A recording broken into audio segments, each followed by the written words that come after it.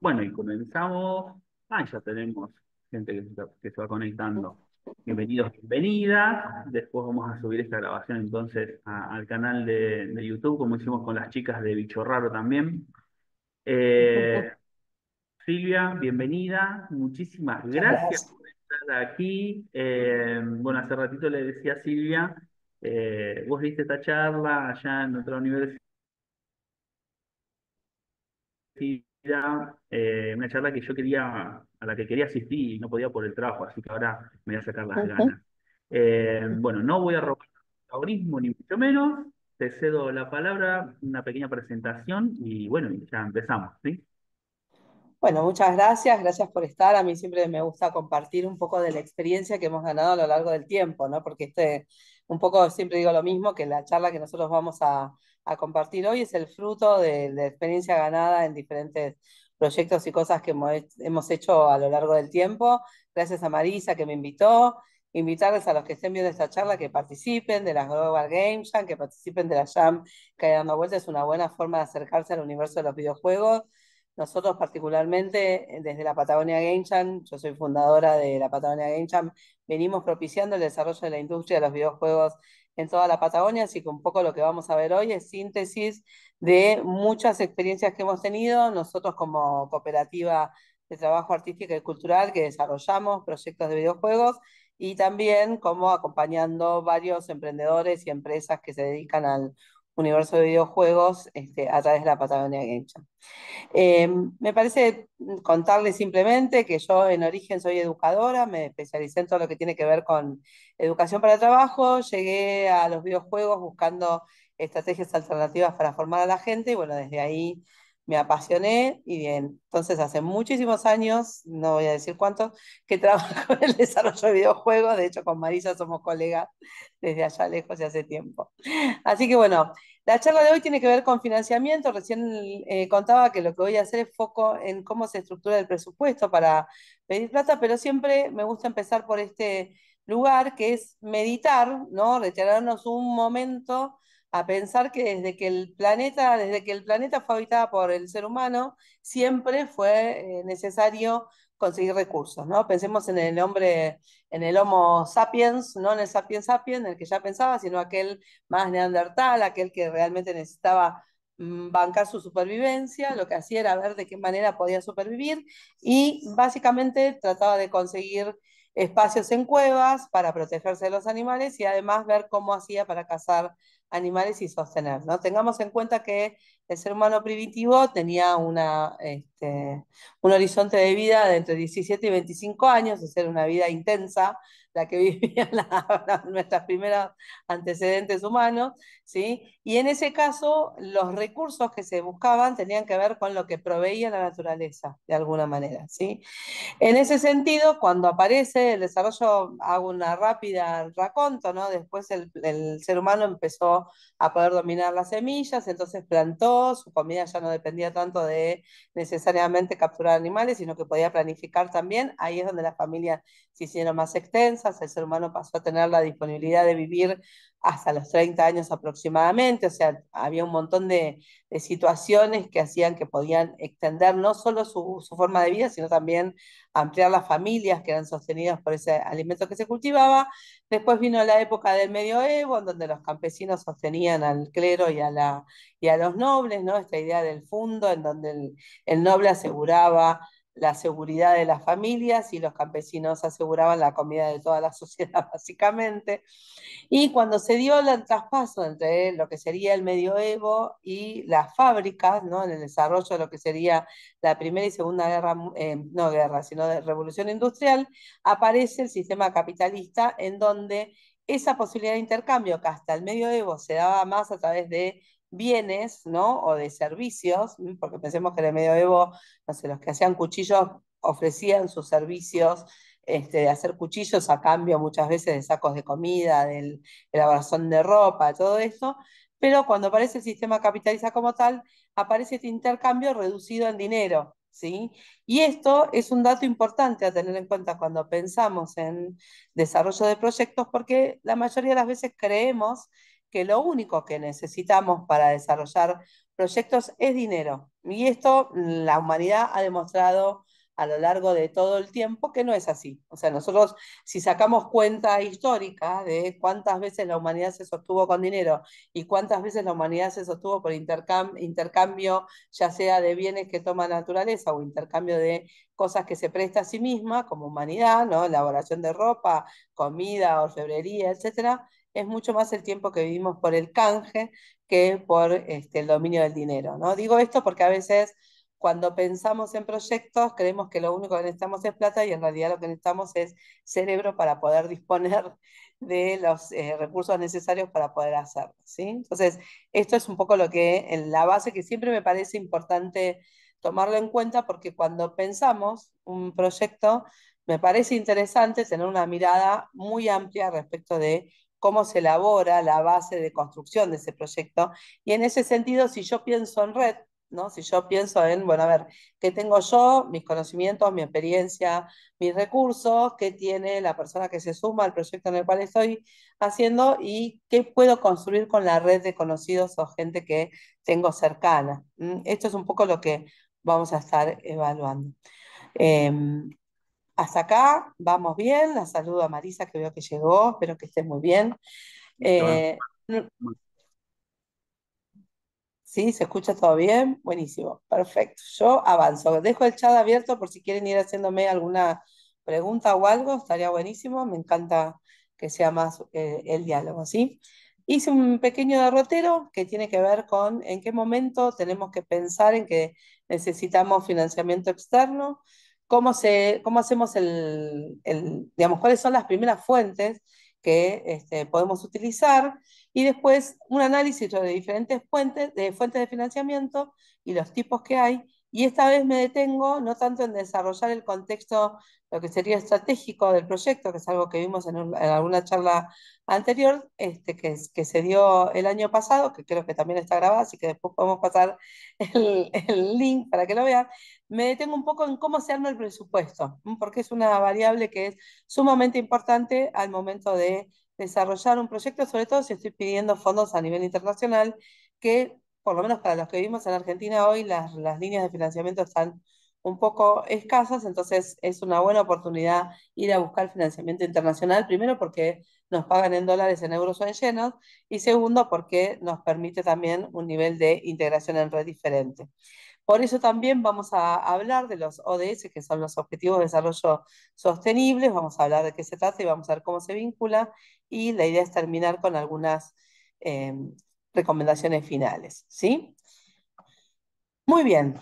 Primera cuestión, ¿cuándo es necesario? ¿Sí? Lo primero que tengo que saber definir es qué tipo de proyecto quiero hacer, y acá siempre hago una aclaración interesante, y es que los que hacemos en videojuegos casi siempre pensamos en no sé, vender el Super Mario Bros., ¿no? Una cosa así como la máxima que podemos hacer, pero la buena noticia que tenemos es que por el tipo de negocio que manejamos, se pueden ir haciendo, digamos, de alguna manera definiciones que son escalables, ¿no? O sea, yo puedo hacer primero un prototipo, que ese prototipo funcione, lo puedo poner a prueba, puedo ver cómo va, a partir de ahí puedo desarrollar una segunda etapa, a partir de ahí puedo ampliarlo y agregarle más niveles y después puedo hacer el desarrollo de máxima. Cuando hablamos de alcance del proyecto, hablamos de todas las etapas, ¿sí?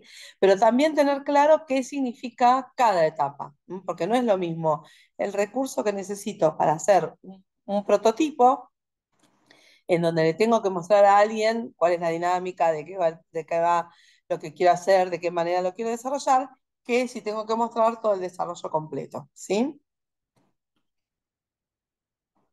Y en este sentido, un ejercicio interesante es hacer en una hoja en blanco o siempre digo, a veces trabajar con hojas más grandes es una buena, ¿no? Con una hoja de papel afiche está bueno. Es decir, bueno, ¿cuántas etapas tiene un proyecto? ¿Sí?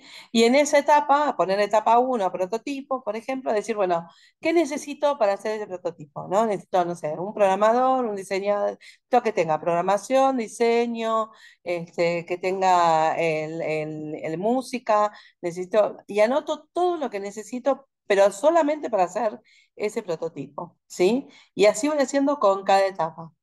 Y a partir de ahí, ¿qué hago? Cuando analizo qué es lo que necesito, empiezo a poner al lado qué tengo y qué no tengo, ¿no? Porque, por ejemplo, que yo necesite desarrollo para un juego, puede ser que sea un desarrollo muy extremo, que necesita alguien muy especializado en un tipo de programa determinado. Pero a lo mejor también lo puedo hacer con un desarrollo, para hacer el prototipo, con un desarrollo básico en donde tengo dos caminos.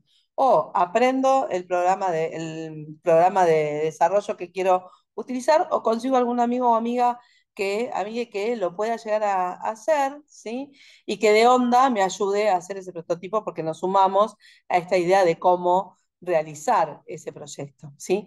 Entonces, desde ese lugar está bueno poder como dimensionar cuáles son los requerimientos reales de cada etapa y a partir de ahí, con qué cuento y con qué no. Y en eso, ¿con qué cuento es? ¿Con qué cuento yo? ¿Con qué cuento a nivel de la red con la que estoy vinculada? ¿No? Con las personas con las que me relaciono, los colectivos en los que participo, las personas amigas que tengo cercanas, etcétera, ¿sí?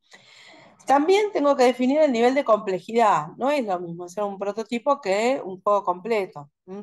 Y ese nivel de complejidad también va a determinar tres variables que para mí son fundamentales. La primera es el nivel de experiencia, ¿no? Porque a medida que yo voy complejizando mi proyecto, es verdad que va siendo un poco más difícil seguramente la elaboración del proyecto, pero también es cierto que tengo un camino ya andado, ¿no? Entonces hay como un recorrido de experiencia previa y esto hace que a lo mejor yo pueda prorratear mejor, sobre todo si es en programación, ¿no? Un ejemplo que nosotros estamos haciendo, estamos desarrollando un circuito turístico para infancias que tiene micro videojuegos y tiene cuatro etapas. La primera etapa, que es la básica, que es la que ya hicimos, estuvimos analizando que las otras tres, en términos de complejidad de desarrollo, la inversión más grande la hicimos en la primera, digamos, porque es cuestión de replicar y modificar contenidos, que es bastante sencillo.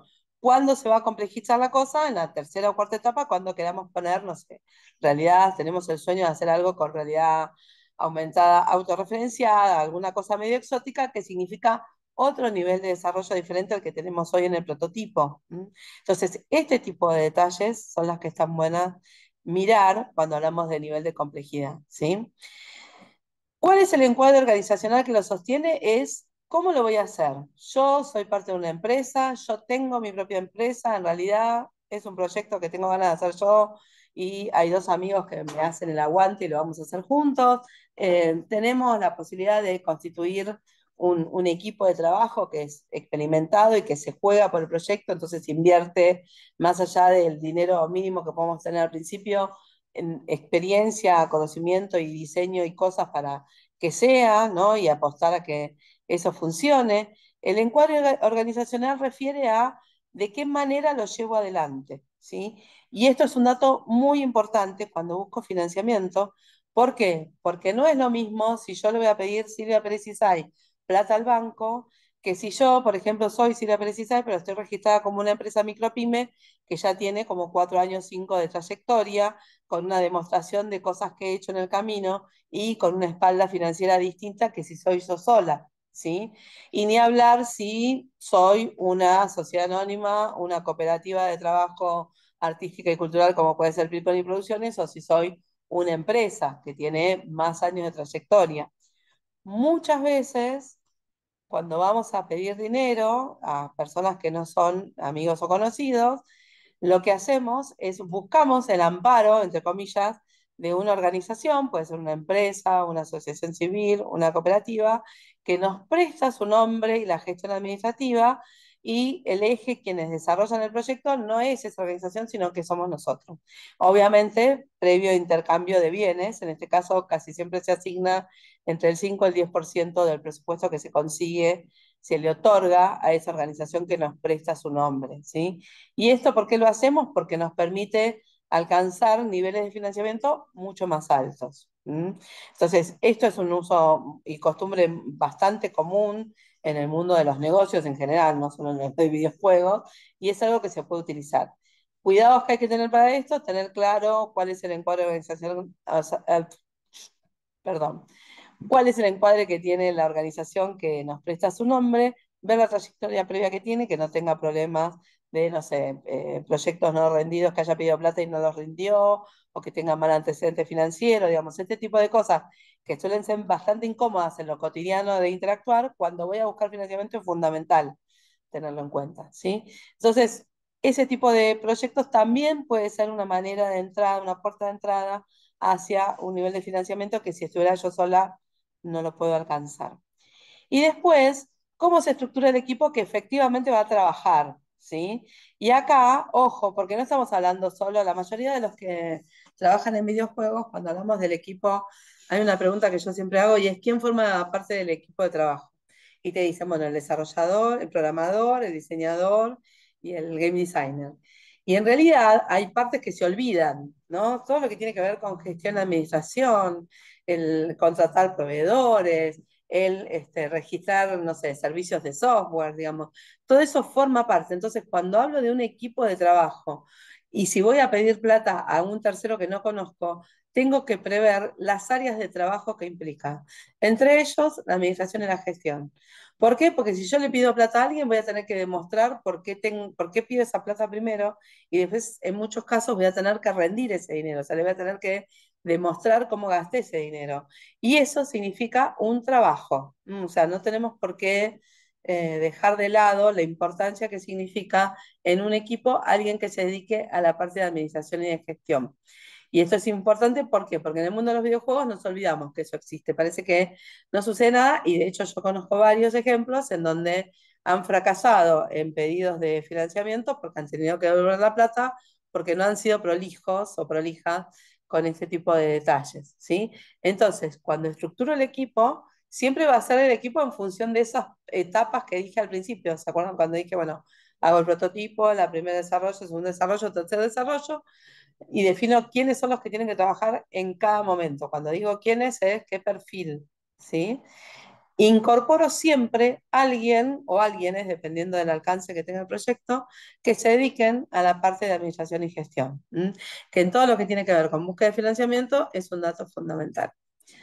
Cuestiones a tener en cuenta cuando voy a iniciar, cuando ya dije, bueno, efectivamente voy a hacer este proyecto, me gusta, lo quiero hacer, ¿sí? Primero es a dónde quiero llegar, ¿sí? Siempre es, yo hablo del horizonte futuro, que es el que me mueve. Yo puedo pensar, y de hecho conozco muchísimos proyectos, no solo de videojuegos, sino de emprendimientos en general, en una de máxima, ¿sí? En donde el sueño que nosotros tenemos es que el software que estamos haciendo recorra el mundo, y ese horizonte de llegada, que para mí es lejano y que tiene que ver con desarrollo de varias etapas, etcétera, es el motor que me sirve para definir qué etapas necesito para llegar. No siempre llegamos a ese horizonte, pero siempre tiene que estar muy claro para saber cómo defino las etapas previas, ¿sí? Una vez que definí esto, si ya definí esas etapas en la etapa anterior, digamos, en el momento anterior, tengo que hacer lo que llamamos el mapeo de socios posibles, ¿sí?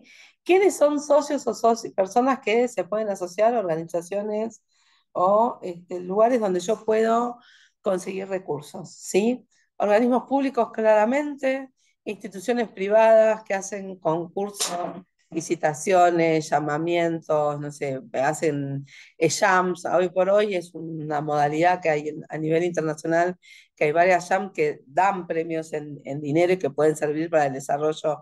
Yo puedo empezar y decir la etapa del prototipo, la hago en la jam, trato de ganar esa jam y con esa plata desarrollo el videojuego, por ejemplo, ¿sí?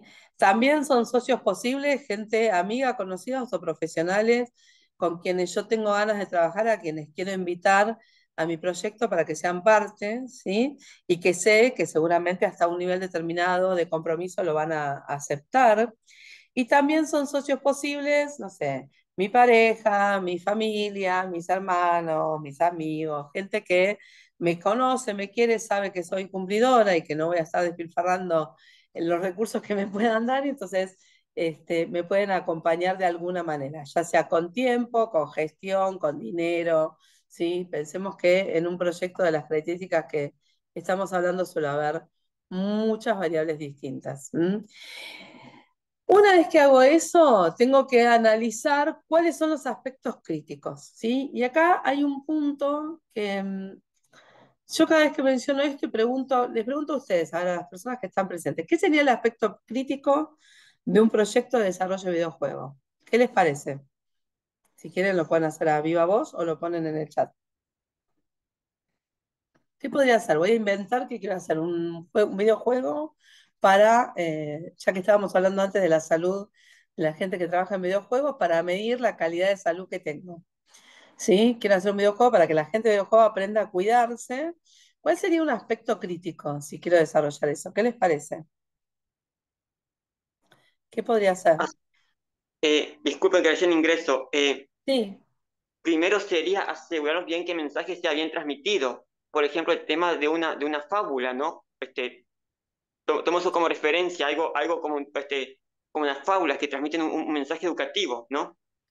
un aspecto crítico sería que el juego cumpla con su objetivo, que es que las personas aprendan a cuidarse. Esto claramente es un aspecto crítico. Y si hablo del proceso de desarrollo de ese videojuego, ¿cuáles serían dos aspectos fundamentales que yo tendría que tener en cuenta para definir si lo puedo hacer o si no lo puedo hacer? ¿Qué les parece?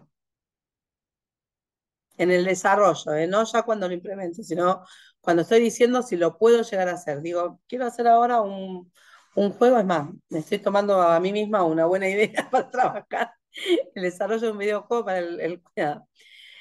Claro, pero para saber el presupuesto, yo tengo que saber qué es lo que quiero hacer, ¿sí? Y hay algunas preguntas que existen previamente. La primera es, ¿el tema que quiero abordar es un tema que ya existe, que ya se dio, que es claro, que es posible de ser transmitido en un videojuego?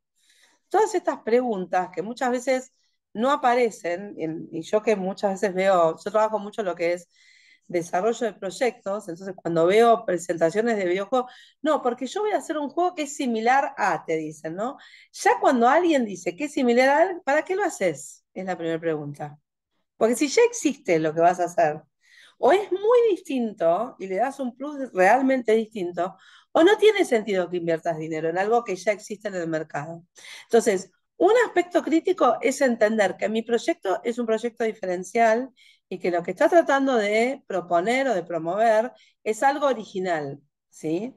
Y esto que parece un perogrullo medio tonto, no lo es, porque al momento de que alguien evalúe que me va a dar plata para que yo lo pueda hacer, tiene que existir una validación de si lo que se está promoviendo es algo que tiene sentido, ¿sí? Porque en general piensen que muchas de las personas, organizaciones que les van a brindar fondos, no son gente de videojuegos. Entonces, ¿qué van a analizar? ¿En qué se diferencia y en qué se parece a cosas que ya existen? ¿Sí? Y hoy por hoy, inteligencia artificial mediante, es muy sencillo hacerlo eso. Entonces, si yo presento mi proyecto diciendo, mi juego es similar a uno que ya existe en tal cosa, la primera, yo siempre digo cuando me preguntan esto, ¿para qué lo haces? ¿No? O ¿por qué tendría que contratarte a vos para que hagas un videojuego que ya es similar a otro que ya existe? Entonces, primer aspecto crítico, que sea una idea original, o que sea un abordaje original, o que sea un tema que a lo mejor se trató, pero no necesariamente de la manera que uno quiere ofrecer, y tiene que saber demostrar esa diferencia. Y el otro aspecto crítico es si, porque hay una realidad, miren, yo siempre pongo el ejemplo, pedirle plata a alguien es como invitar a salir a alguien que me gusta. ¿Sí? Si yo conozco a una persona, vamos a poner que estoy en las grutas, me fui a bailar, conocí a alguien que me gusta, lo invito a salir, ¿no? Que no me escuche mi esposo, que hace 30 años que estamos juntos, pero es un supuesto. Lo invito a salir a esa persona. Yo le estoy dando una propuesta que se basa básicamente en una promesa de que nosotros dos como personas nos vamos a llevar bien. Y por eso lo estoy invitando a salir. Cuando yo pido fondos, cuando pido financiamiento, estoy haciendo algo bastante parecido, ¿sí? Le estoy diciendo a alguien es, dame los recursos que necesito, porque lo que yo voy a hacer a vos te va a gustar, ¿no? O tiene sentido para lo que vos necesitas, que es demostrar resultados. Pensemos que cualquier persona que nos da fondos de algún tipo es porque necesita mostrar resultados. Entonces, el aspecto crítico que tengo que identificar es si yo tengo condiciones reales de poder hacer ese proyecto, aunque sea en niveles que sean mínimos, ¿sí? Esto que yo decía, a lo mejor no es el horizonte de máxima, pero a lo mejor sí las etapas uno y 2, cosa de que yo pueda mostrar un resultado concreto. Estos son aspectos críticos, ¿sí? En un ejemplo como el juego que decía yo recién, un aspecto crítico sería que yo cuente con la información técnica de cómo revisar la salud de quienes trabajan de noche, por ejemplo, porque hablábamos más temprano de que la gente que hace videojuegos trabaja de noche y durante el día duerme y el impacto que eso a veces tiene en la salud. Ese conocimiento, que yo no soy médica, por más educadora que sea y por más curso que haya hecho, no tengo el conocimiento especializado, sería un aspecto crítico que yo no tenga a nadie para consultarle para que me dé esa información. ¿Hasta acá? ¿Vamos bien? Me voy Acá de 10. buenísimo, Acá estábamos hablando de aspectos, bueno, tener un scope, ¿no? Es totalmente. Saber hasta dónde yo puedo, o sea, sería como, sería decir, hasta dónde soy capaz de ir, sería, ¿no? de eso, de la Este, capacidad del equipo, exactamente. exactamente. Este punto, muchas veces en el entusiasmo de hacer proyectos, no lo tenemos en cuenta. Y son variables que, tal como su nombre indica, es un aspecto crítico. ¿Sí? Entonces, cuando ya dije qué es lo que quiero hacer, las etapas que voy a hacer, cuáles son los, tengo el mapeo de socios disponibles y tengo cuáles son mis aspectos críticos, ahí en ese papel afiche que yo les dije Carmen al principio con las etapas, ¿sí? Hay que analizar en dónde necesito recursos extra, ¿sí? ¿Dónde necesito más tiempo? ¿Dónde necesito más programación? ¿Dónde necesito diseño, desarrollo de música? No sé, necesito plata para contratar al desarrollador que a mí me interesa o necesito plata para contratar el software en el que quiero desarrollar mi proyecto, ¿sí? Y el primer análisis que tengo que hacer es si lo que necesariamente requiere de un recurso extra no lo puedo reemplazar, ¿sí? Hoy por hoy, quienes trabajan en el mundo virtual saben que hay muchos recursos gratuitos disponibles. Entonces, si yo quiero hacer mi juego, voy a poner esto es un guiño para Marisa y para mí, quiero hacer mi juego en Flash, que nosotros hicimos videojuegos en Flash, aunque ustedes no lo crean, allá lejos, y hace tiempo que era un dolor de estómago, era un programa muy pesado, muy caro, había que pagar la licencia, había que pagar un montón de cosas, ¿sí? Hoy por hoy yo me puedo preguntar, bueno, pero esa idea de videojuego que tengo, ¿la puedo transformar en Godot? Que a lo mejor tengo un amigo que programa re bien en Godot y es un programa para el cual no tengo que pagar licencia, lo tengo accesible, lo tengo disponible. ¿Sí? O de repente lo voy a hacer en Unreal, pero resulta que tengo que, justo conseguí una licencia de promoción que me da tal beneficio, entonces hago, en vez de Godot, voy a trabajar en esto porque me da una prestación que necesito, ¿no?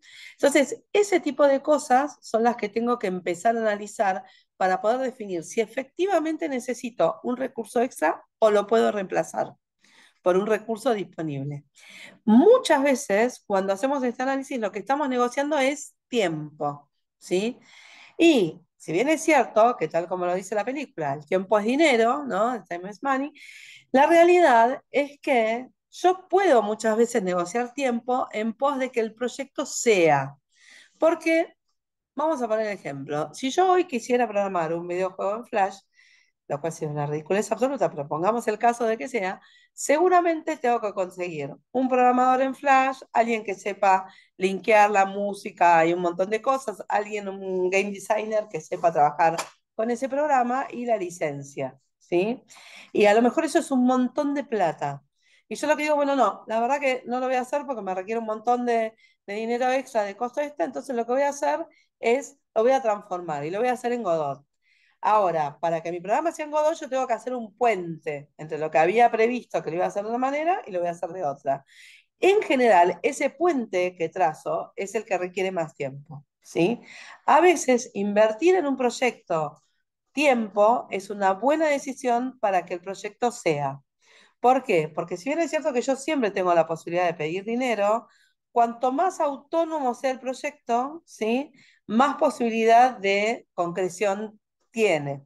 Y además hay una mirada que es horriblemente real, pero quienes ofrecen fondos en dinero en el mercado de las financieras, digamos, del mercado financiero internacional y nacional, lo que van a evaluar es si vos podés hacer el proyecto solo. ¿Sí? O sea, claramente van a tratar de ver hasta dónde uno es autónomo en la posibilidad de llevar adelante ese proyecto. En general, el dinero lo que hace es acelerar el nivel de desarrollo y permitir otro tipo de encuadres diferentes. Pero si yo le puedo demostrar a alguien que le estoy pidiendo plata que el proyecto lo puedo hacer con su aporte o sin su aporte, estoy mostrando una solvencia que me da un respaldo distinto. ¿Sí? Y entonces, con todo ese trabajo que hice, puedo especificar claramente en qué rubros puedo necesitar asistencia extra, ya sea un programador que sepa en Godot, alguien que sepa de marketing para poder vender mi proyecto, alguien, no sé, en mi caso, con la idea de videojuego que se me acaba de ocurrir, si tengo que contratar a alguien de salud que me ayude o me asesore, ¿sí? O no sé, un neurocientífico, alguien que me ayude a recuperar el contenido que tenga de base ese videojuego, ¿sí? Y con eso tengo como una especie de mapeo, sacándolo en limpio, puedo llegar a la conclusión de, bueno, la verdad, tengo el 70% del proyecto que lo puedo hacer, me falta el 30%, ¿sí? Si esa es la realidad, puedo ir a buscar financiamiento. Si saco la conclusión de que mi proyecto requiere el 80% de financiamiento, mi recomendación es madurar un poco más, ¿sí? Porque en general el mercado no te dan el 80% del proyecto y si te lo dan, lo más probable es que sea muy alto la negociación que vos des. O sea, o estás negociando que le entregás tu proyecto a otra persona, o estás negociando que la potestad de decisión de tu proyecto la tiene otra organización o otra persona. Entonces, siempre lo ideal sería tener como un cierto equilibrio entre los recursos propios y lo que voy a pedir. ¿Sí? Y está, bueno, la famosa escena de Alicia en el País de las Maravillas, que yo siempre lo traigo a cuenta, que bueno, donde Alicia le dice, ¿podrías decirme por favor qué camino debo seguir para salir de aquí? Entonces el gato le dice, bueno, depende de dónde quieras llegar. Entonces si Alicia le dice, no me importa mucho el sitio, entonces el gato dice, bueno, tampoco importa qué camino tomes, digamos. Si no sabes a dónde vas, no sabes a dónde vas a llegar, ¿no? Esto sería como la reflexión fundamental de esta primera etapa, que suele ser quizás un poco engorrosa, sobre todo para los que no vienen del área de finanzas o de análisis de costo, pero que sí es necesario hacerlo para poder llegar a la conclusión de cómo construimos esa base primordial, ¿sí? Ya hice el análisis, ya llegué a la conclusión de que necesito fuentes de financiamiento externas, o sea, necesito contar con un aporte, ¿sí? Externo.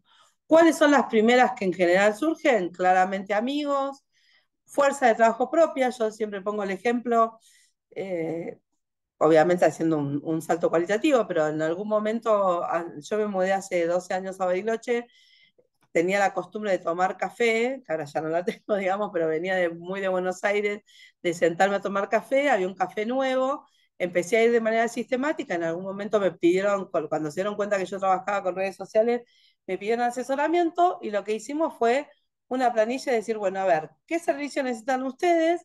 ¿Y qué es lo que necesito yo? Y armamos una planilla durante 2 meses seguidos, con el presupuesto de que yo les ayudaba a desarrollar las redes sociales al café, yo iba descontando cada vez que iba y me tomaba mi café, la media luna, almuerzo, dependiendo de determinadas cosas.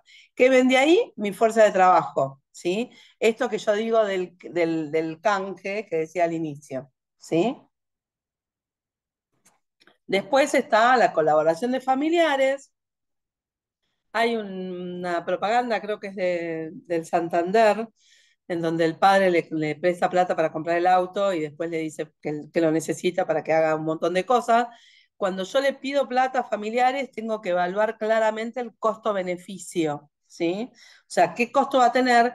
Muchas veces el costo con familiares no es un costo económico, ¿sí? Porque yo devuelvo la plata y no tengo ningún problema, sino si hay un compromiso afectivo en ese pedido de dinero y lo tengo que medir el impacto que eso tiene, ¿sí? Porque a la larga, si no sé, si mi tío al que le pido plata se peleó con mi mamá y entonces de repente me pide que le devuelva toda la plata porque se enojó con mi mamá, son cosas que tengo que tratar de analizar para que no impacte negativamente mi proyecto, ¿sí? O sea, siempre tengo que hacer el cruce. Lo mismo sucede un poco con amigos, lo que pasa es que hay una distancia en términos afectivos, con los familiares a veces es más complicado este tema, pero cuando le pido plata prestada o fondos prestados a alguien que tengo cercano afectivamente, tengo que analizar el impacto afectivo también. Es una variable que tengo que tener en cuenta.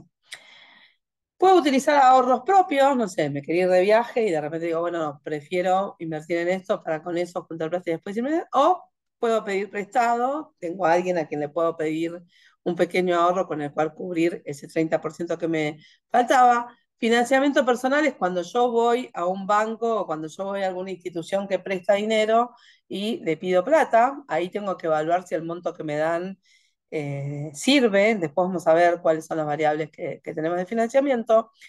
Instituciones educativas, no se olviden que las universidades, los institutos de formación muchas veces necesitan proyectos reales para poder aplicar conocimientos, entonces, no sé, desarrollo de marca, programación, diseño, inclusive hasta música, ¿sí? Obviamente que me tengo que bancar el lapso de tiempo, o sea, no podría ir hoy a pedirle a ninguna universidad que me ayude a hacer el desarrollo de un videojuego, porque están todos de vacaciones.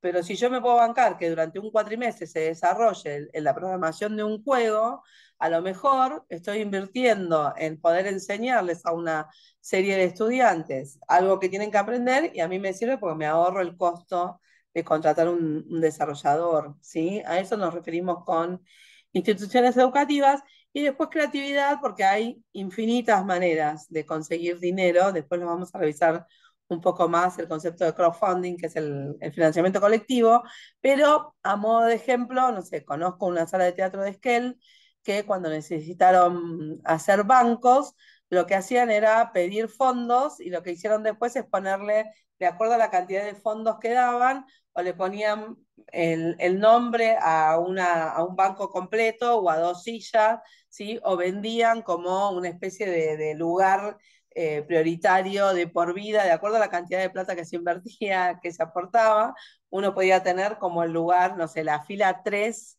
ahí tiene un nombre, cuando la tengo de por vida, ahora no me sale, le dieron la fila 3 el número de la 102 de la fila 3 de por vida, a alguien que puso plata para poder hacer vitalicio, gracias Karina. Vitalicio, la fila 3 vitalicia, a la persona que puso ese dinero, ¿sí? Digo, son formas de pensar en, bueno, cómo la creatividad puede hacer que cadena de favores es una forma de creatividad. No sé si conocen el ejemplo. Hay un youtuber no es youtuber, creo que es instagramer, muy famoso que se dedica a juntar dinero haciendo cosas bastante creativas, ¿sí? En algún momento, allá lejísimos hace tiempo, en Alemania había un juego que se llamaba Showmatch, que no tenía nada que ver con Tinelli, pero lo que hacían eran, iban al pueblo, eran juegos muy divertidos, que se hacían con cosas muy gigantes, que eran muy graciosos, jugaba todo el pueblo, se recaudaba un montón de plata y esa plata se la dejaban al municipio, ¿no? Digo, ejemplos, no sé, hacer una fiesta, bueno, las rifas yo personalmente las odio con toda mi alma, pero hoy por hoy es un medio de juntar mucho dinero. El tema de las rifas también, digo, creatividad nos referimos a muchas diversas maneras de recuperar dinero que estamos necesitando, ¿sí? Dicho esto, siempre vamos a tener que tener en cuenta el primer escalón cuando yo tengo que salir a pedir plata es definir si lo que necesito es dinero de corto plazo o de largo plazo, ¿sí? De corto plazo tiene dos características. Una es que la necesito en forma inmediata, o sea, la necesito rápido, y que además es algo que debiera ser pagado aproximadamente en un año, ¿sí? O sea que yo hoy necesito cubrir una determinada cantidad de servicios que contraté, les tengo que pagar, y ese dinero que estoy pidiendo hoy lo voy a cubrir, o sea, lo voy a pagar durante un año, ¿sí? En el caso del largo plazo es cuando estoy pensando en un proyecto que va a tener 2 años de desarrollo, el caso que les decía más temprano del software de turismo para infancia, ¿sí? En donde lo que estoy diciendo es, este es un proyecto que va a tener 2 años de desarrollo, yo pido un montoncito de plata hoy, pero lo puedo devolver en 2, 3 o 4 años, ¿sí? Hernán Casiari exactamente, para hacer, es muy bueno el ejemplo, Carlos, eh, para hacer sus libros y películas hace como una especie de cooperativa que es una especie de financiamiento colectivo, en realidad ahora lo vamos a ver técnicamente, ¿sí?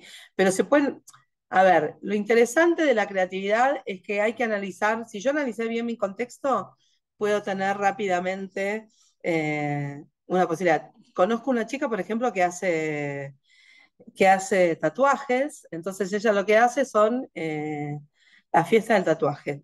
Y convoca a un montón de gente que va, digamos, ofrece, sería como una especie de servicio de tatuajes prehechos, o sea, no es que vos vas y elegís el diseño, sino que hay 5 diseños que ella tatúa uno tras del otro y eso le permite recaudar dinero para hacer otra cosa, ¿no? Digo, a eso nos referimos con creatividad, cada uno de acuerdo a su condición y característica lo puede hacer, ¿sí? Entonces, si tengo claro si lo que necesito es de corto y de largo plazo, también voy a saber a quién ir a pedirle, ¿sí? Porque el corto plazo se lo pido a alguien conocido y a lo mejor el monto que necesito no es tanto, y el largo plazo lo más probable es que sea un monto más grande y que lo pueda pagar en más cantidad de tiempo. Entonces, esos también son datos fundamentales. Y acá es donde está como la base de la comprensión, ¿sí? Cuando llamamos a fondos propios, ¿sí? Estamos hablando de ahorros, comunidades autofinanciadas. Acá voy a hacer una aclaración muy importante que tiene que ver con este famoso el telar de la abundancia, que me imagino que deben saber de qué estoy hablando, o por referencia.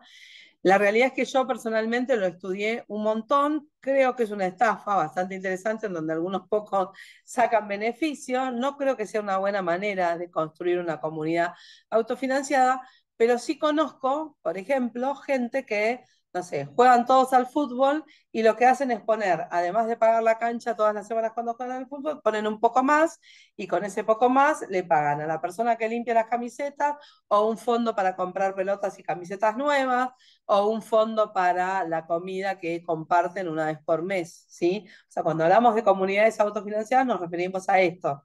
Organizaciones, recomiendo mucho en este sentido que investiguen el caso de Yunus, ¿sí?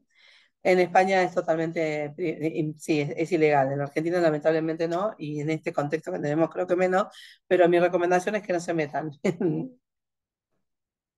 en sistemas piramidales, ¿sí? Es distinto la comunidad autofinanciada, ¿por qué? Porque hay una igualdad entre todas las personas que participan, el aporte es igual para todas, y sí existe, de hecho yo recuerdo haber trabajado en un lugar que funcionaba, en donde los empleados de un sector determinado todos los meses aportaban, no sé, a valor de hoy, 5.000 pesos, y se sorteaba ese fondo para que cada una de las personas lo reciba. Obviamente no se podía repetir, si un mes lo ganaba Juan, al mes siguiente Juan ya no participaba de ese sorteo hasta que diera toda la vuelta completa, ¿sí? Formaría parte de una idea creativa, es una forma de financiarse distinto y si yo tengo un grupo de amigos, un grupo de conocidos o una empresa en donde somos varios o formo parte de una cooperativa en donde somos muchos, es una buena manera de conseguir fondos, ¿sí? Capitalización de desempleo aplica a varios países, no es el caso de Argentina, porque el Fondo de Desempleo en Argentina no existe como tal, pero en algunos casos, cuando yo me quedo sin trabajo, me dan un fondo y yo con ese fondo puedo aplicarlo al desarrollo, ¿sí?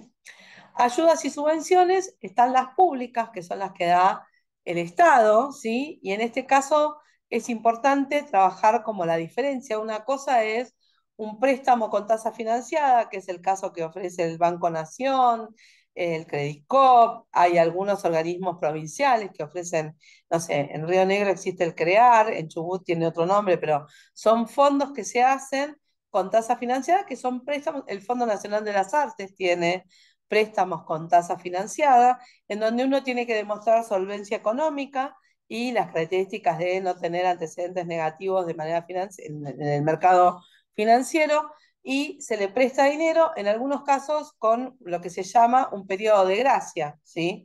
¿Qué es el periodo de gracia? Es cuando a mí me dan, no sé, 10 millones y me dan 6 meses que no pago la cuota y empiezo a pagar la cuota de devolución en el mes número 7, ¿sí?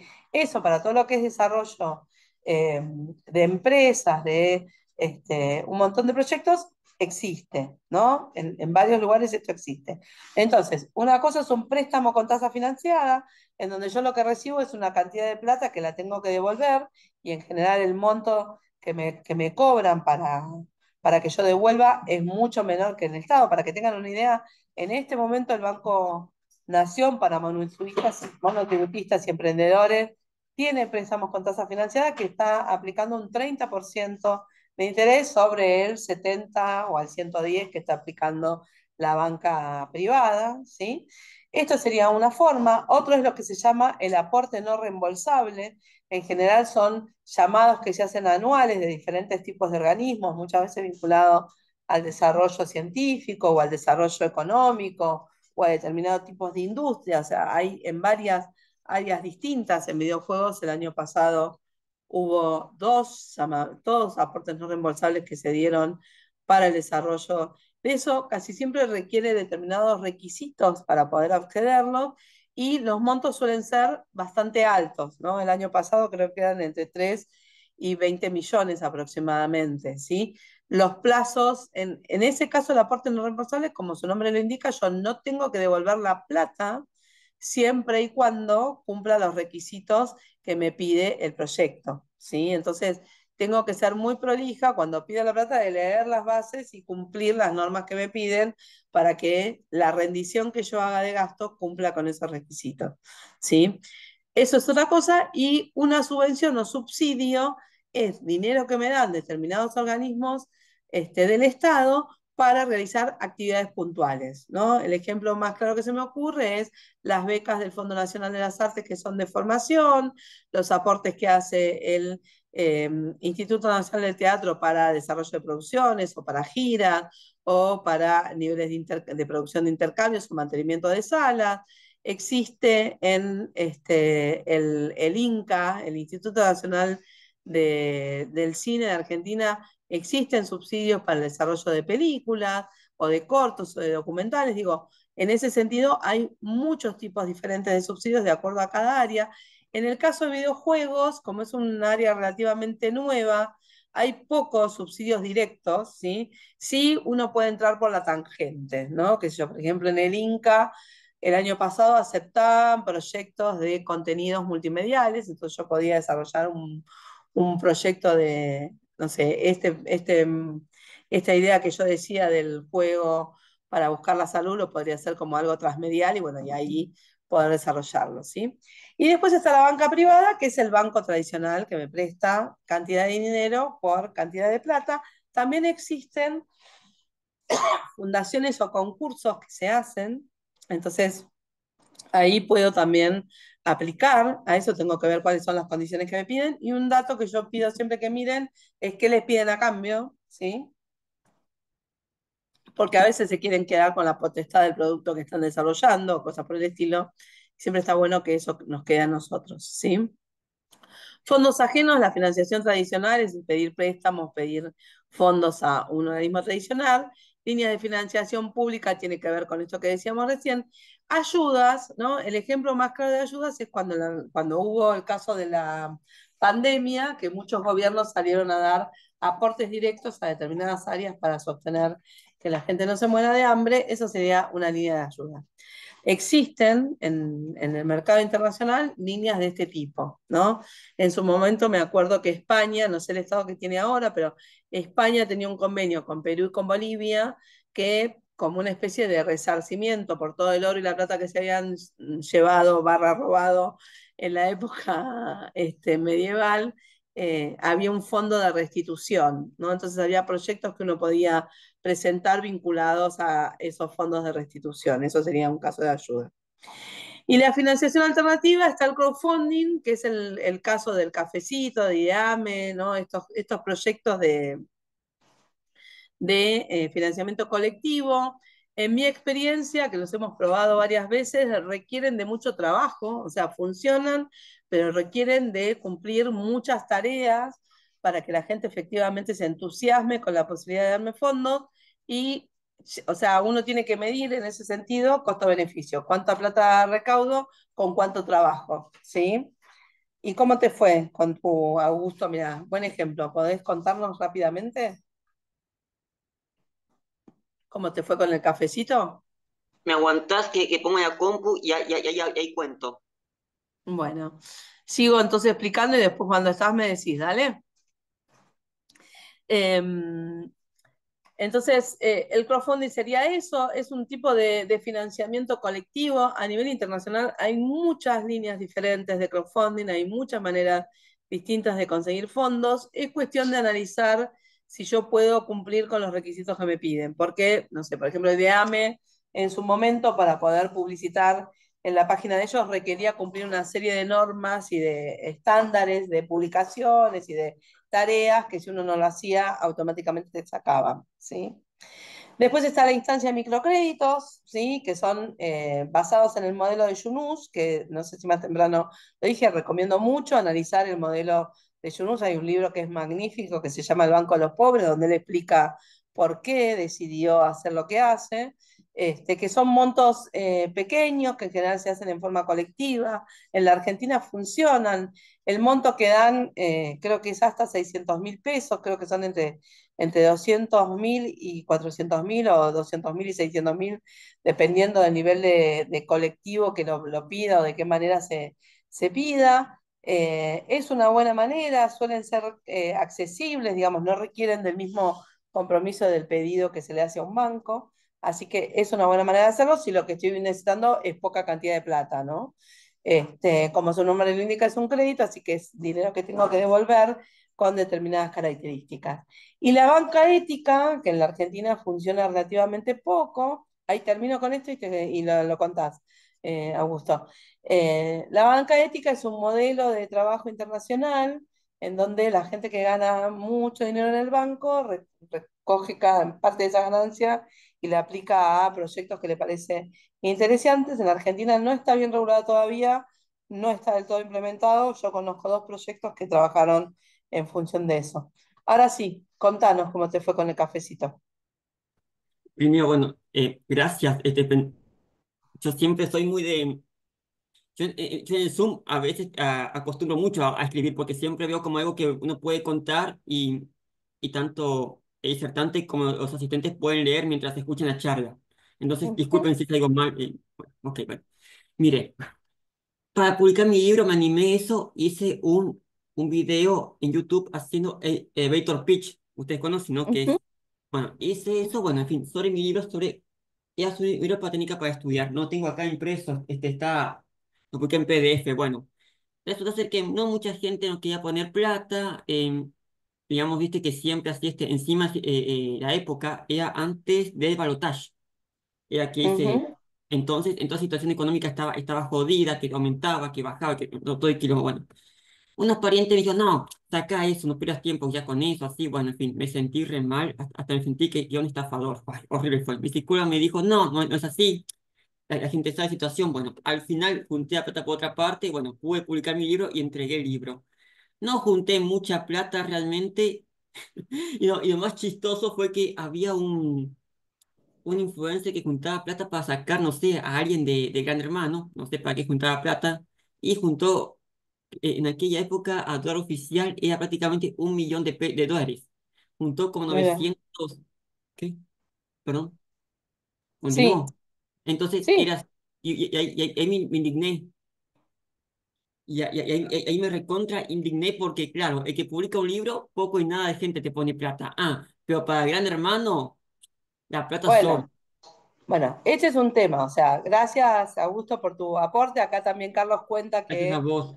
tiene un ebook disponible. Cafecito, Karina, es el sistema de crowdfunding, ¿sí? Yo le cuento a la gente a través de un video, a través de material promocional, a través de una serie de acciones que hago, cuál es el proyecto que quiero hacer y la gente decide si me pone plata o no. Muchas veces lo que hace el crowdfunding es yo para que me pongan plata tengo que dar algún tipo de, no sé, de premio, de agradecimiento, de alguna cosa, dependiendo del monto que sea. Por ahí está bueno buscar la página de Cafecito. Le pido a los que están en sede si pueden buscarme eso y ponerlo en el chat, porque yo si me voy de la pantalla no dejo de ver todo lo que estoy mirando. Pero es un sistema de financiamiento colectivo, sería la traducción en castellano, que lo que hace es decir, bueno, contar de qué se trata el proyecto y en función de eso le digo a la gente que me ponga el importe. ¿Por qué se llama cafecito?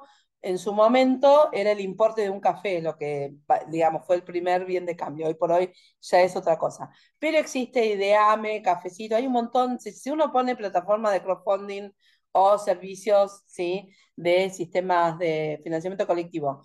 La característica que tiene es tal como dijo Augusto, o tal como dijo el otro compañero que también lo usa, es que requiere de un compromiso, porque hay que hacer publicaciones, hay que hacer promociones, hay que llevarlo, digamos, adelante. No es que, no es que hago el video, lo publico y ya está, ¿no? Sino que tengo que realmente plantear que la gente se entusiasme con lo que yo estoy haciendo, y claramente Gran Hermano, que tiene muchísima más publicidad, muchísima más cantidad de plata promocionando lo que hace, recibe más dinero que a lo mejor un videojuego o un libro como el que nosotros queríamos, ¿no?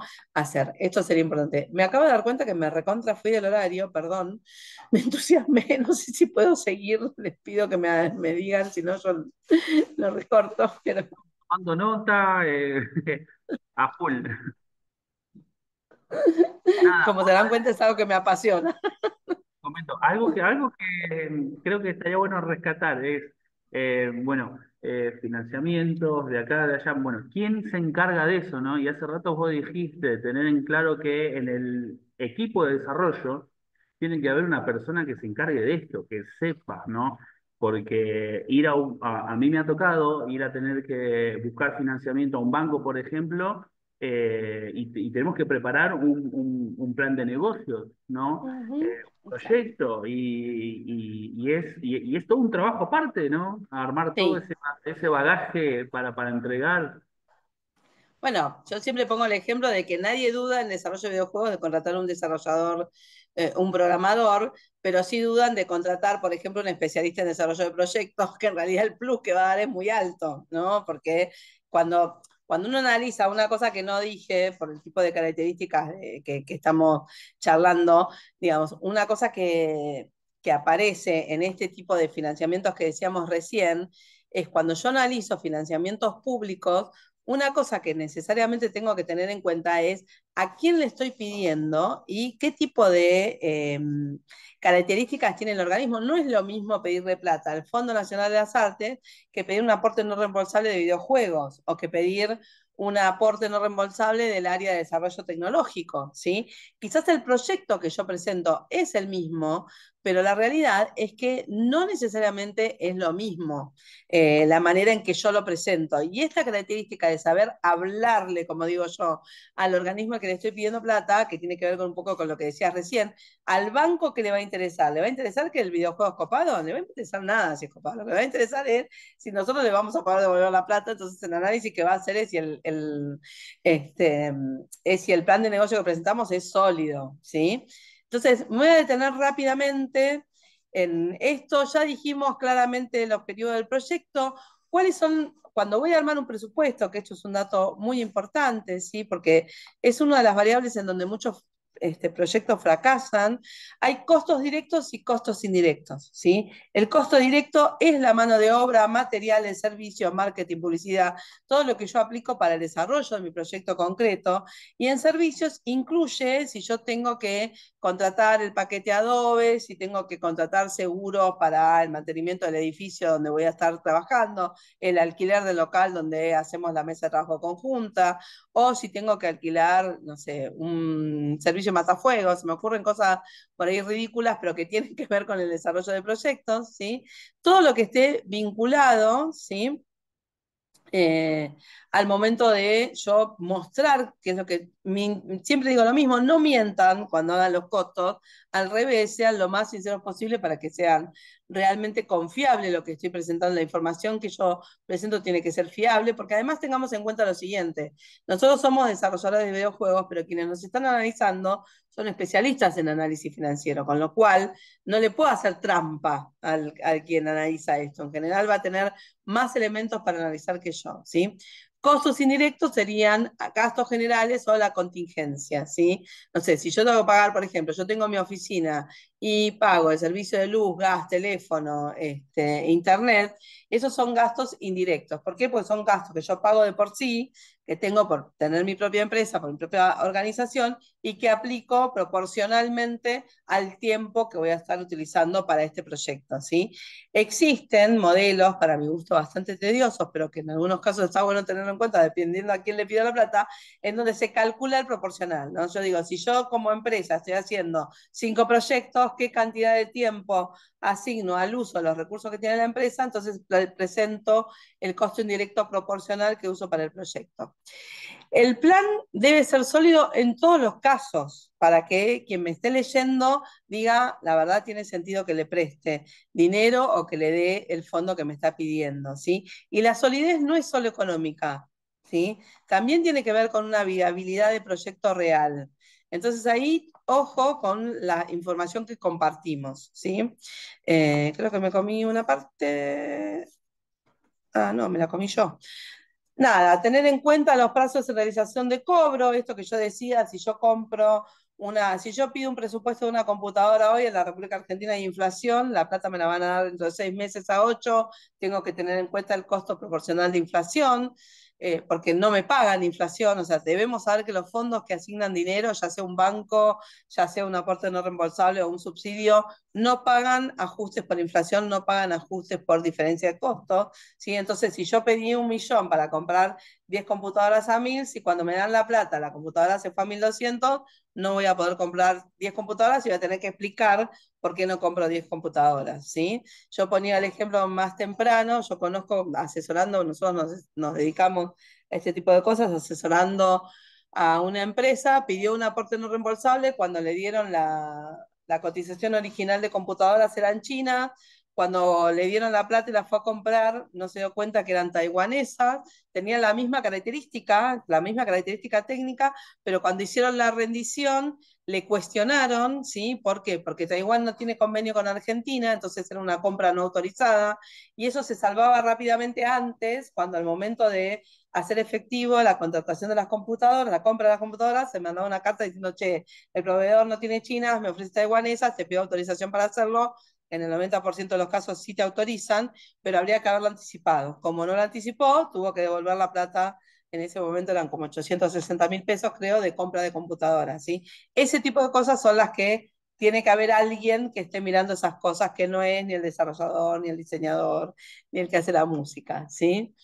El presupuesto debe ser realista, tener en cuenta esto que yo decía al alcance del proyecto, bueno, si no llego con la cantidad de plata, puedo llegar, por eso definir las etapas de desarrollo, ver la información que sea clara, ¿no? Una cosa que es importante es cómo presento la información del presupuesto y analizar esto del concepto de escenarios, ¿no? O sea, si me va muy bien, cómo lo voy a devolver, si me va muy mal, cómo lo voy a restituir, ¿sí? Algunas herramientas, hojas de cálculo, software de gestión de proyectos, herramientas de presupuestación. Este año vamos a dar algunos cursos que tienen que ver con esto, aplicados a desarrollo de proyectos concretos, así que si nos quieren seguir, Pirconi Producciones, o si me siguen a mí, Silvia Pérez Isay, me van a encontrar. Termino rápido, a ver si logro, estoy re fuera de tiempo, perdón. Estamos, per- Objetivo de desarrollo. ¿Cómo? estamos perfectos de tiempo, por favor. ¿Sí? Ah, Sí. bueno, no, yo porque me corro yo sola entonces.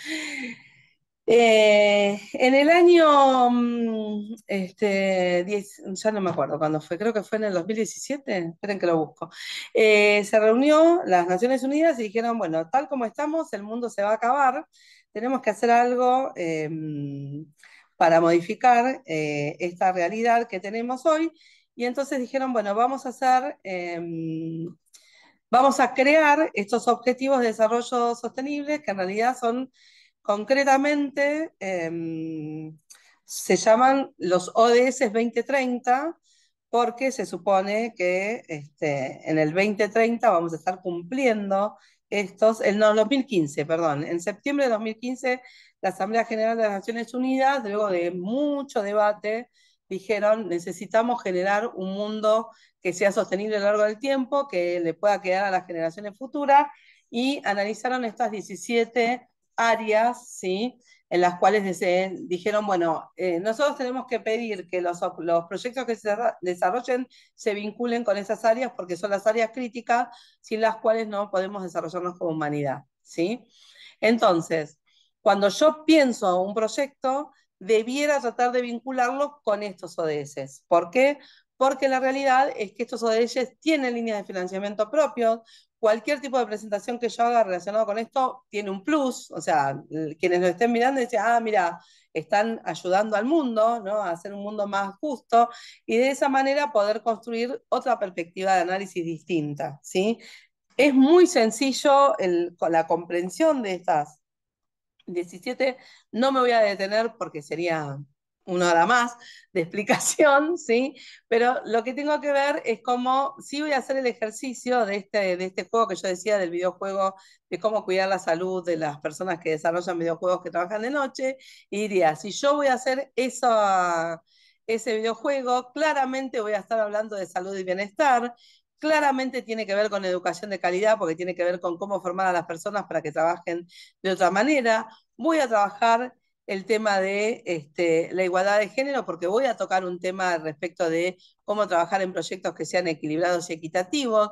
Puedo hablar seguramente de innovación y decir, bueno, cómo podemos reemplazar parte de los desarrollos que hacemos los seres humanos por algún tipo de software, ya pónganle lo que se les ocurra en el medio, ¿sí? Puedo hablar también de trabajo decente y crecimiento económico. Piensen que todavía es un proyecto que lo estoy pensando y ya tengo 4 ODS con los cuales puedo vincular, ¿sí?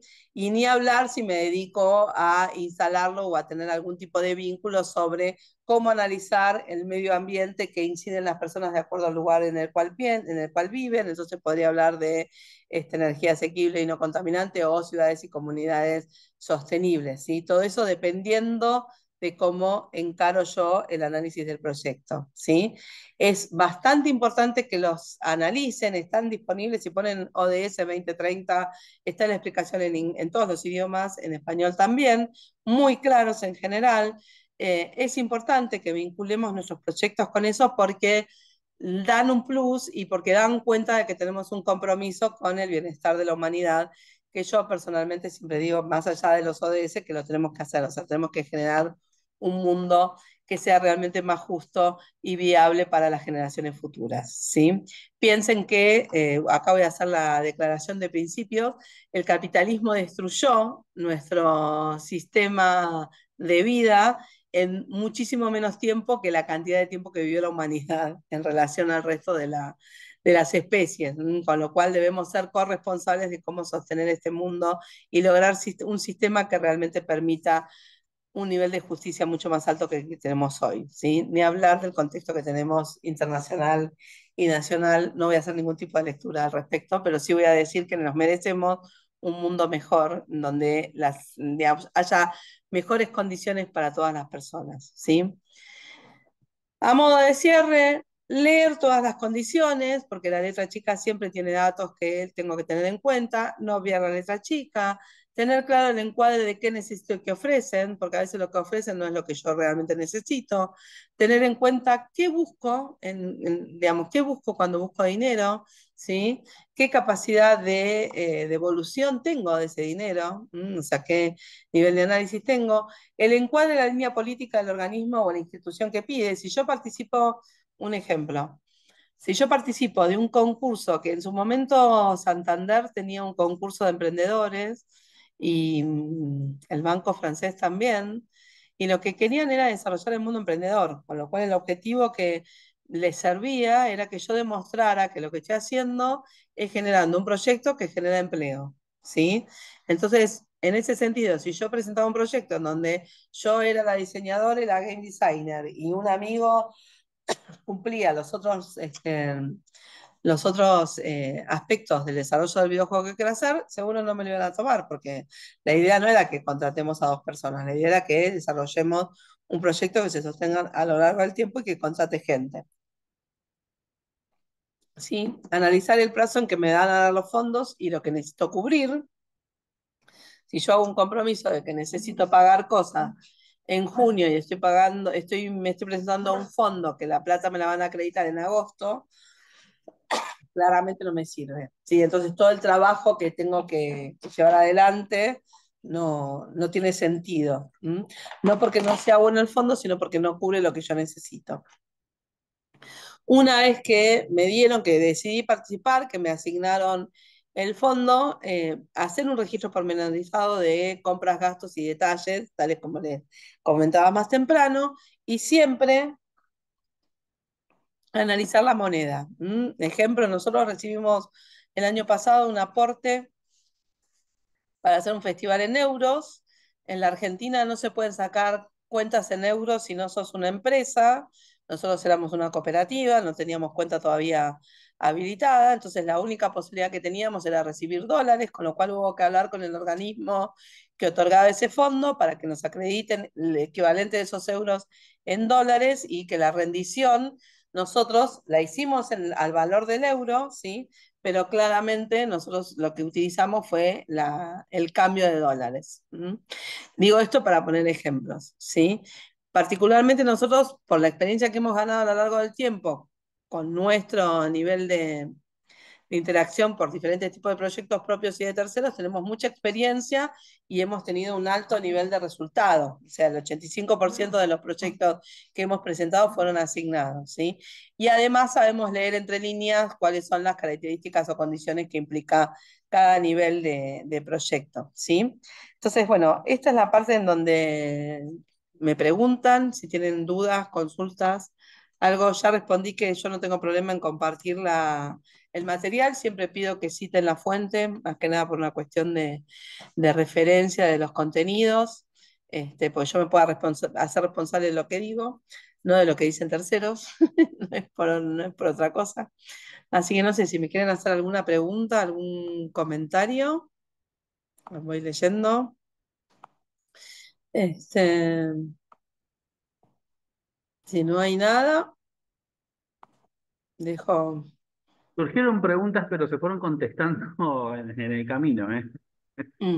Ah, mira, Sí, sí. ok. Ujú. Bueno, me alegro que como se dan cuenta, a mí me apasiona bastante este proyecto. Una característica que tiene es cuando nosotros trabajamos con un equipo, lo que fuere, nos sentamos a analizar qué es el proyecto, qué características tiene, y a veces nos ha pasado decirle a alguien, mira, te conviene, en este momento no, nosotros decimos que ponemos los proyectos en remojo, ¿sí? Poner en remojo es para que se ablanden, se maduren un poco más, y a partir de ahí porque a veces en el entusiasmo uno cree que, ay, tengo el proyecto que está buenísimo, y resulta que al momento de poder hacerlo es algo más del montón, ¿no? Yo siempre hablo mucho de cuál es la identidad que vos le mostrás al mundo, ¿no? Cuál es el aporte distinto, diferencial, y eso siempre va a dar buenos resultados, ¿no? Así que bueno, muchas gracias por los comentarios, muy entretenido también los aportes que hicieron. Muchísimas gracias a vos, Silvia. La verdad que fue un placer, no, un placer escucharte. Bueno, gracias. Todo por vos. Eh, Gracias a todos los que nos estuvieron acompañando aquí en la reunión Zoom. Estamos con ganas acá, te adelanto, para mitad de año hacer algo más, alguna juntada, alguna jam. Sí, Así que seguramente te vamos a estar molestando otra vez. los que quieran. Los ¿No? que quieran. Sí, también nosotros este año vamos a hacer una serie de talleres y propuestas de cursos que tienen que ver con, porque esto obviamente que fue como un picoteo, podemos ir como una profundidad, cada tema tiene su nivel de profundidad, entonces, no sé, el armado de presupuesto, una cosa que no vimos es características particulares, diferencia entre un aporte no reembolsable, subsidio y una asignación directa, digamos, ese tipo de cosas que a veces es interesante saberlo cuando yo voy a enfrentarme a una propuesta concreta, ¿no? Yo tengo, y con esto por ahí cierro, pero perdón que me entusiasme, pero se me van ocurriendo ejemplos. El ejemplo de unos chicos que ganaron un concurso que había hecho no importa quién, pero un organismo público de provincial, claro, y el monto que les otorgaban, como les quitaban impuestos, no cubría ni siquiera el 10% de lo que habían presentado que tenían que cubrir. Entonces, este tipo de miradas son las que uno tiene que afinar mucho el lápiz para decir, bueno, efectivamente necesito 100 y este aporte, yo tengo 50, este aporte me va a dar 40, entonces 10 me banco no cubrirlo, pero si tengo que bancarme 50 o 40, a lo mejor no lo puedo hacer. Y ahí es un problema porque yo ya asumí el compromiso de que cuando me dan la plata lo voy a hacer. Y al organismo público que me da no le importa que me dé menos plata. Este es un dato, ¿no? Entonces, bueno, tener en cuenta esas, digo, esto es un poco lo que vamos a ir trabajando desde la mezcla entre experiencia virtual y Pirconi Producciones, que son las dos organizaciones desde donde promovemos estas propuestas. Genial, bueno, en cuanto a estas charlas, estos talleres, estos cursos que van a dar, tenemos ahí el nexo en común, Marisa, que se Uh encargará entonces de machearnos. -huh. Bueno, Gracias nuevamente a vos, mil gracias a quienes nos estuvieron acompañando y participando.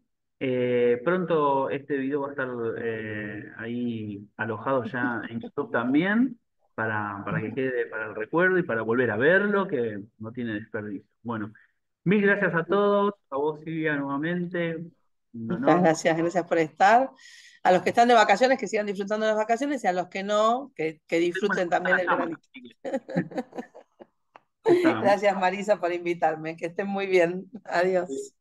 Bye bye, chau a todos, a todas.